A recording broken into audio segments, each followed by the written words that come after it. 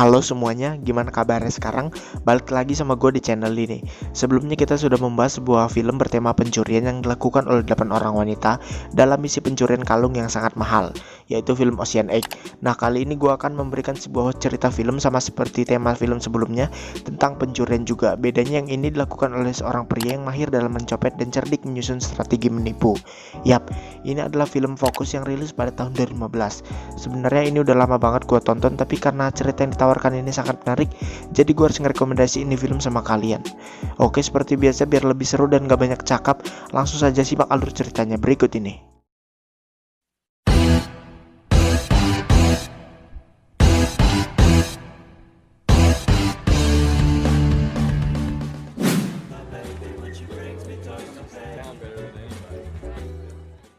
Opening film ini dibuka dengan seorang pria bernama Nicky yang sedang makan malam di sebuah gedung restoran sendirian, di mana terlihat seorang wanita tampaknya tidak nyaman dengan pria yang sedang membelainya.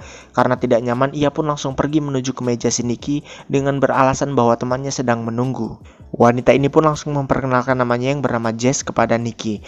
Mereka lalu berbincang-bincang untuk saling mengenal satu sama lain secara intens hingga larut malam. Sambil meminum bir, Nicky kemudian menawarkan Jess untuk mengantarkannya pulang. Namun Jess mengatakan bahwa ia tidur di hotel gedung ini, dan yap, terjadilah adegan kolaps di kamar hotel Jess.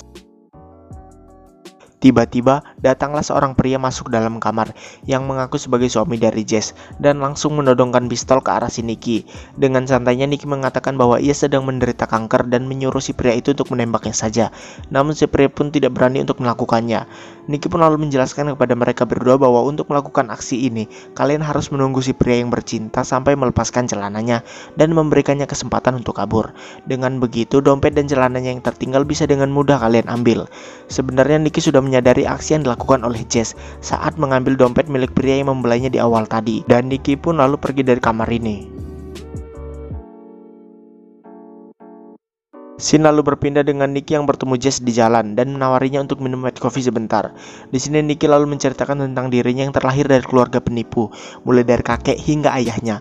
Sedangkan Jess adalah seorang anak asuh yang mengidap disleksia. Jess lalu meminta Nicky untuk mengajarinya melakukan trik pencopetan tersebut, dan Nicky pun mengajarinya. Nicky lalu mengatakan pada Jess bahwa kau hanya perlu alihkan fokus mereka, maka kau bisa ambil sesukamu. Nicky pun pergi ke kota New Orleans, di mana ia sudah berada di gedung dengan ruangan yang masih kosong tak terisi bersama dengan rekannya bernama Horst untuk menyewa gedung ini selama 2 bulan. Nicky yang berada di gedung sedang membaca koran didatangi oleh Jess dengan memintanya untuk direkrut sebagai anggota Nicky. Pria yang bersama Nicky di gedung kosong tadi akhirnya datang menemui Jess dan lalu memperkenalkan dirinya yang bernama Horst, mengucapkan selamat bergabung pada Jess. Mereka pun lalu pergi ke sebuah acara festival di mana terdapat banyak sekali pengunjung yang datang. Di sini Jess pun dijelaskan oleh Horst untuk pembagian tugas yang akan dilakukan dalam misi pencopetan di tengah-tengah kerumunan orang ini. Tentunya dibantu dengan rekan-rekan lainnya yang tidak disebutkan namanya satu persatu. Mereka pun beraksi, mulai dari mengambil lensa kamera milik seorang pria, kemudian dompet di saku, lalu tas hingga jam tangan. Terlihat bahwa tugas Nicky adalah mengawasi dari atas balkon untuk melihat pergerakan dan mencari sasaran yang empuk. Misi pun akhirnya selesai dilaksanakan bersama Jess. Jess pun lalu resmi bergabung menjadi penjahat bersama Nicky. Nicky pun menjelaskan pada Jess bahwa banyak sekali trik penipuan yang bisa dilakukan, mulai dari bermain kartu, pencurian identitas, hingga kartu kredit. Mereka pun bertemu dengan pria bernama Farhad yang seorang sahabat Nicky, mahir dalam mencuri juga. Nicky pun membawa Jess ke dalam gedung yang ia sewa awal tadi dan memperkenalkan ke seluruh rekannya yang berjumlah sekitar 30 orang. Jual kembali.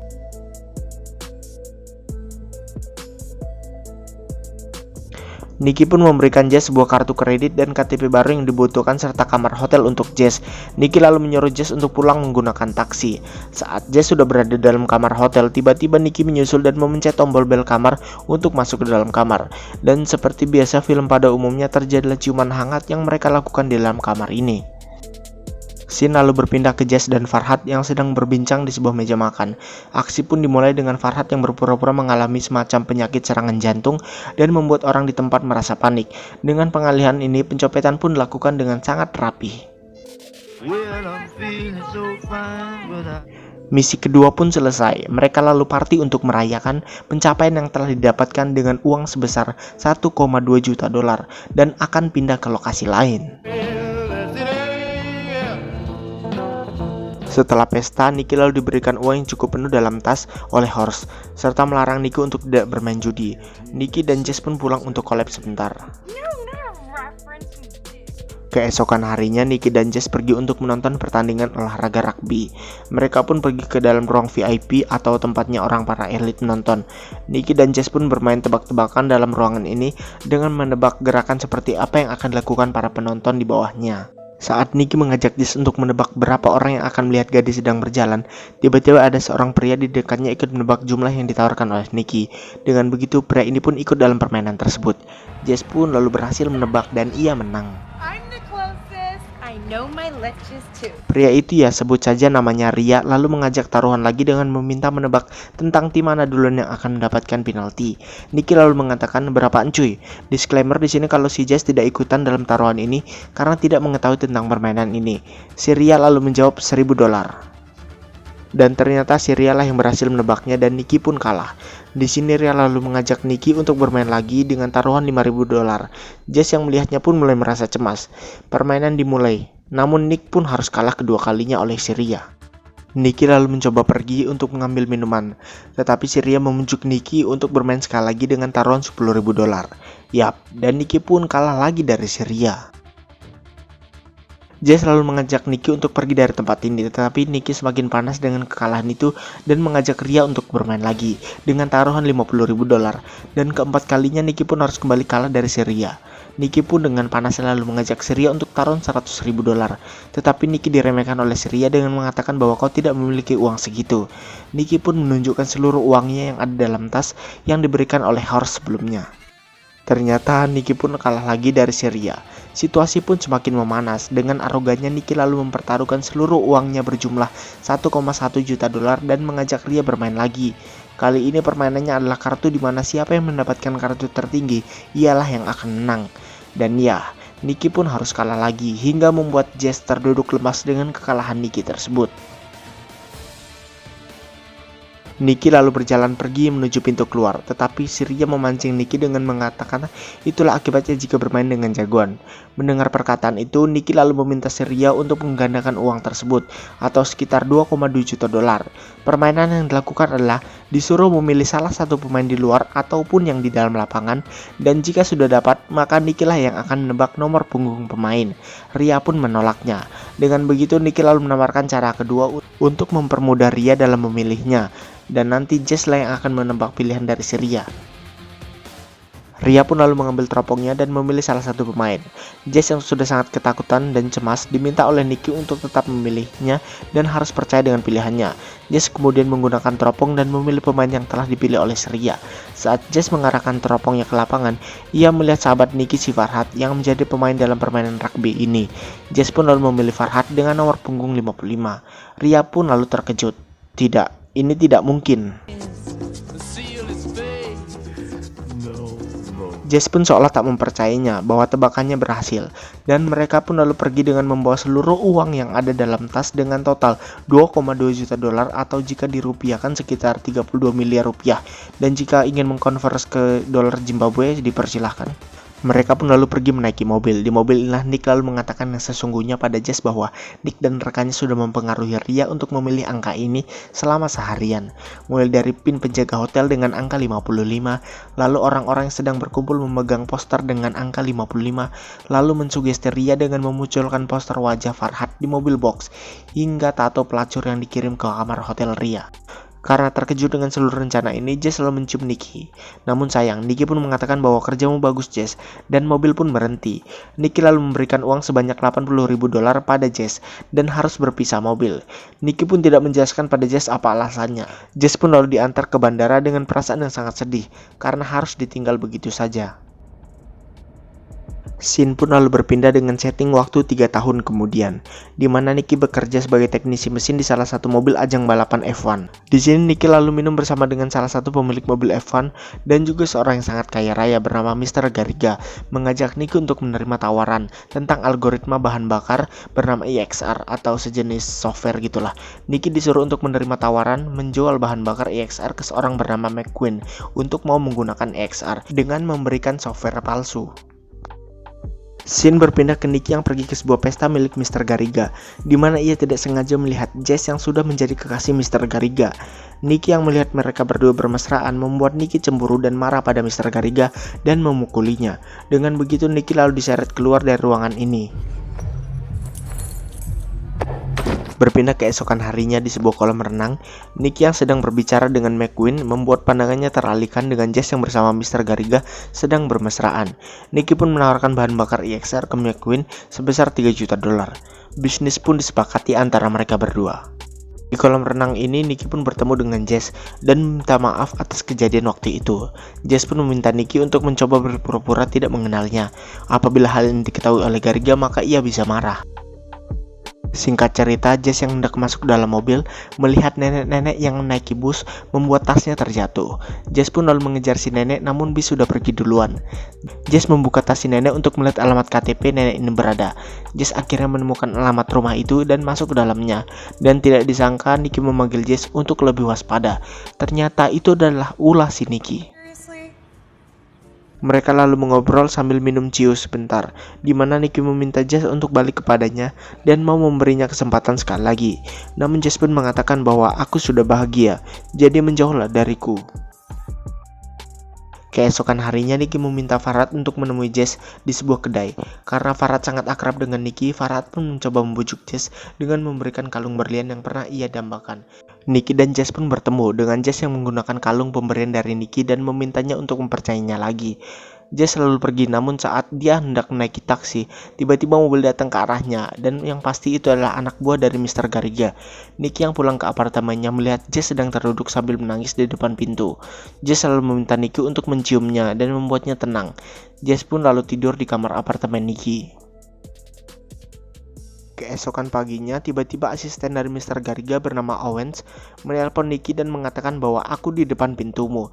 Nicky pun membuka pintunya. Owen yang curiga dengan Nicky lalu masuk ke dalam kamar. Dengan sigapnya, Jess selalu bersembunyi dari pengawasan Owen dan bisa merusak hubungan Mr. Garriga dengan Jess. Nicky lalu menemui McQueen, sang pemilik mobil F1, di mana McQueen lalu memberikan uangnya dalam tas kepada Nicky. Nicky lalu mengcopy sebuah file arsip EXR milik Mr. Garriga ke dalam flash disk dan memperjualkan file ini kepada bos-bos perusahaan mobil dengan harga yang sangat tinggi. Nah, bagaimana bisa Nicky mendapatkan file EXR milik Mr. Garriga? Dan jawabannya akan kita temukan sebentar lagi.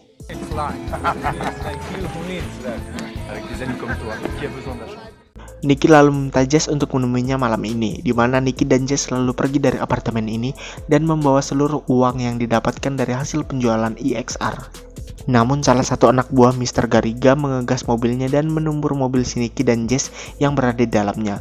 Dengan begitu Nicky dan Jess selalu dibawa ke hadapan Mr. Garriga karena telah membocorkan file rahasia milik Mr. Garriga. Mr. Garriga ternyata memiliki mata-mata bernama Gordon yang selalu mengawasi Nicky. Mr. Garriga lalu menutup hidung Jess dengan posisi terikat di kursi dan meminta Jess untuk mengatakan tentang semuanya. Namun Nicky mengatakan pada Mr. Garriga bahwa ini semua adalah rencanaku dan Jess tidak mengetahui sama sekali. She didn't know.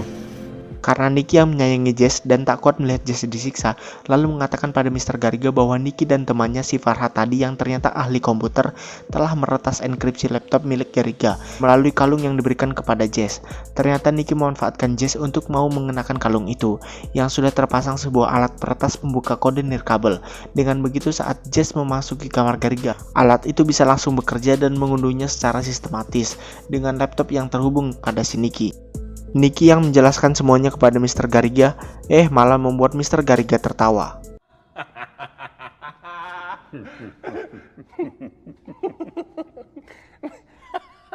Nicky terdiam sebentar dan lalu mengatakan pada Mr. Garriga bahwa ada yang ingin dikatakan dan bisa membuatmu sangat tidak akan menyukainya.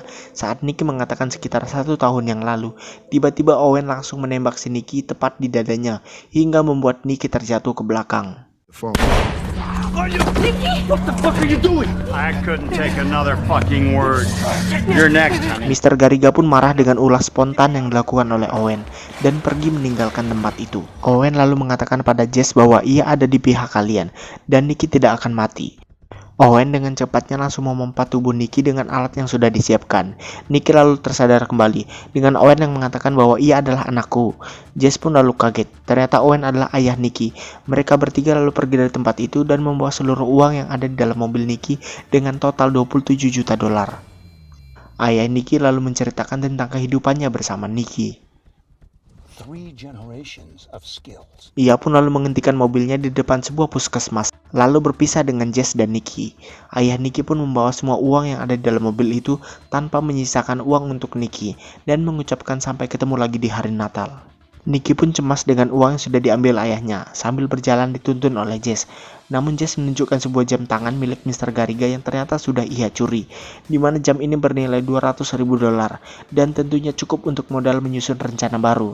Nikki dan Jess pun tertawa bahagia sambil menuju puskesmas dan film pun selesai.